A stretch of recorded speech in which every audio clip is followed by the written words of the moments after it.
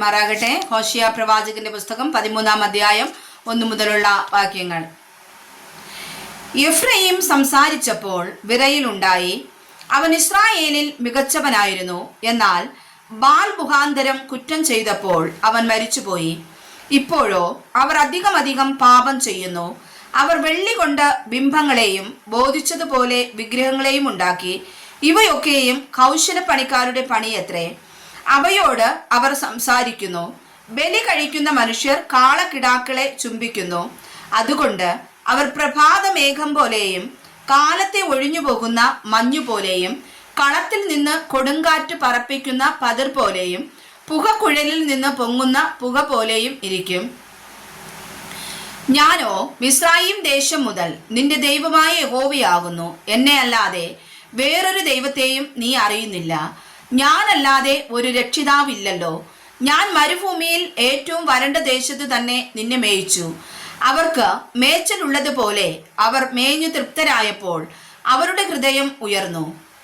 അതുകൊണ്ട് അവർ എന്നെ മറന്നുകളഞ്ഞു. ആകയാൽ ഞാൻ അവർക്ക് ഒരു സിംഹത്തെ പോലെ ഇരിക്കും. വഴിയരികെ വള്ളിപ്പുലിയെ പോലെ ഞാൻ അവർക്കായി പതിയിരിക്കും.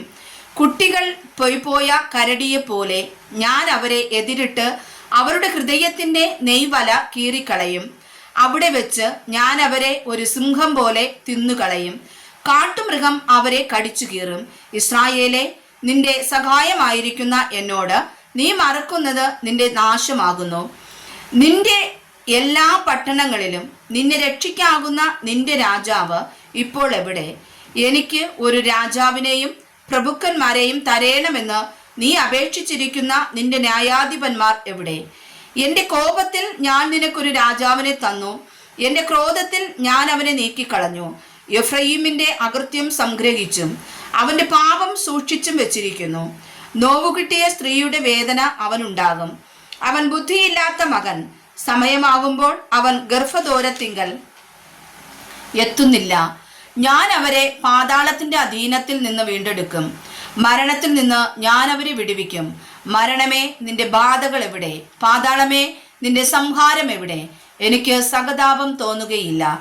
അവൻ തൻ്റെ സഹോദരന്മാരുടെ ഇടയിൽ ഫലപുഷ്ടിയുള്ളവനായിരുന്നാലും ഒരു കിഴക്കൻ കാറ്റു വരും.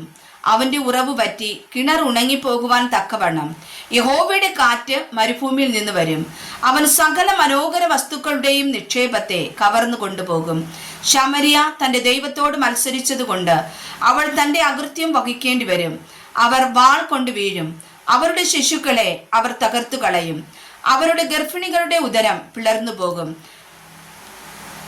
ശമരിയ തന്റെ ദൈവത്തോട് മത്സരിച്ചതുകൊണ്ട് അവൾ തന്റെ അകൃത്യം വഹിക്കേണ്ടി വരും. അവർ വാൾ കൊണ്ട് വീഴും.